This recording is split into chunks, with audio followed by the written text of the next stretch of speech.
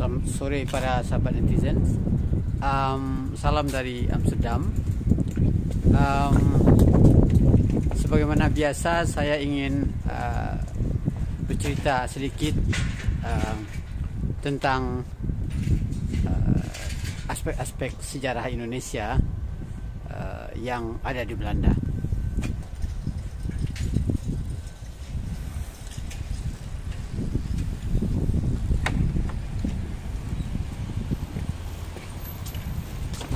Oke, para sahabat netizen, saya sekarang berada di De Lostraat Rivierenbuurt di Amsterdam Selatan. Ya, saya ingin mengekspos jalan ini yang diapit oleh dua apartemen, ya, bertingkat 4 ini, ya, yang cukup tua. Karena terkait dengan sejarah Indonesia, disinilah di De Lostraat Rivierenbuurt ini pada awal abad yang lalu tinggal seorang pahlawan nasional kita, seseorang yang kemudian menjadi pahlawan nasional kita, yaitu Sultan Syahrir, ya. Tepatnya beliau ngekos di De Lostraat nomor 119, yaitu di sini, ya.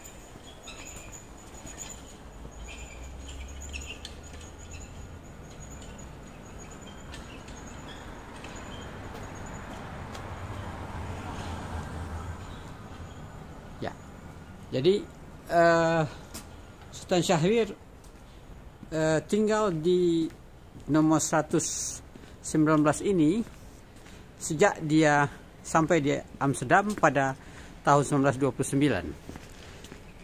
Mengapa dia tinggal di sini? Karena disinilah iparnya, Raden Muhammad Wiradikarta Yuhana, tinggal bersama kakaknya yang menjadi istri Raden Yuhana, yaitu Syahrizad, ya. Raden Yuhana lebih awal pergi ke Belanda karena dia adalah lulusan dokter Jawa yang melanjutkan studinya di bidang medis juga di Universiteit van Amsterdam, ya. Nah, Sultan Syahrir ngekos bersama iparnya ini dan kakaknya ini di sini selama 1-2 tahun pertama, ya. Dan kemudian kita sudah tahu bahwa akhirnya Sultan Syahrir berkenalan dengan Salomon Tas, seorang Yahudi Belanda yang mendukung gerakan sosialis, ya, yang mendukung partai sosial sedap, ya, Sosial Demokrat Arbeiders Partai.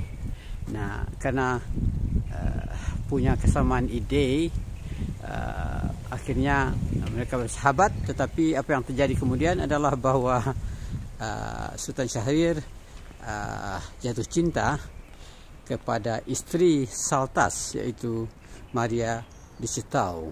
Nah, sebenarnya mungkin juga ada masalahnya sudah bermula dari Sal juga, karena ternyata Sal ini juga jatuh cinta kepada salah seorang tetangganya yang menyewa kamar di dekat rumahnya di Nieuwstraat, ya, tidak jauh dari sini, Nieuwstraat nomor 3, yaitu Judith van Wamelen, yang kemudian ketika terjadi krisis rumah tangganya dan Syahrir memilih Judith memilih Sal, Sal memilih Judith, ya, dan Maria de Cittau juga akhirnya pergi dengan Syahrir. Dan kita tahu bahwa waktu itu Maria sudah punya 2 anak, yaitu Yosin dan Hugo. Nah, Yosin dan Hugo lalu kita sudah tahu bahwa kemudian Syahrir pergi dari Deulosstraat nomor 119 ini ke rumah Maria di Nieuwstraat, ya, yang tidak jauh dari sini, karena Saul dan Wilma sudah pergi dari rumah itu. Saul memutuskan keluar dari rumah dan berpisah dengan Maria. Nah, kemudian kita tahu bahwa pada tahun 1931 Syahrir dan Maria pergi ke Hindia Belanda, ke Indonesia, tetapi di sana mereka mengalami masalah karena otoritas kolonial Hindia Belanda pada waktu itu tidak mengakui perkawinan mereka, karena juga barangkali sentimen agama, kita tidak tahu, karena Maria disitau memutuskan menjadi mualaf karena ingin kawin secara resmi dengan Syahrir, tapi otoritas Hindia Belanda pada waktu itu mendeportasi, melarang Maria tinggal di Hindia Belanda, dan akhirnya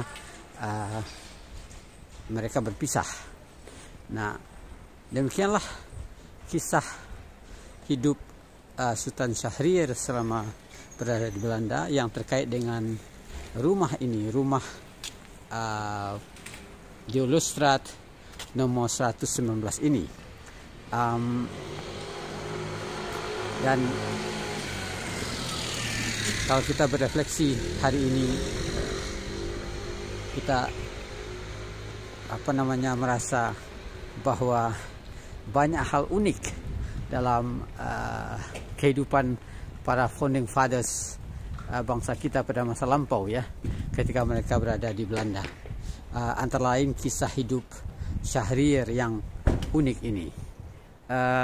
Demikian para sahabat netizens, laporan saya dari Amsterdam, dan mudah-mudahan postingan ini akan mengingatkan kita kepada almarhum Sultan Syahrir yang sudah memberikan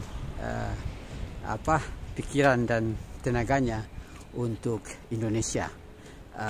Sekian dulu laporan dari Amsterdam, dan tetaplah bersama kanal ini untuk mengetahui aspek-aspek sejarah Indonesia yang ada di Belanda. Salam dari Amsterdam.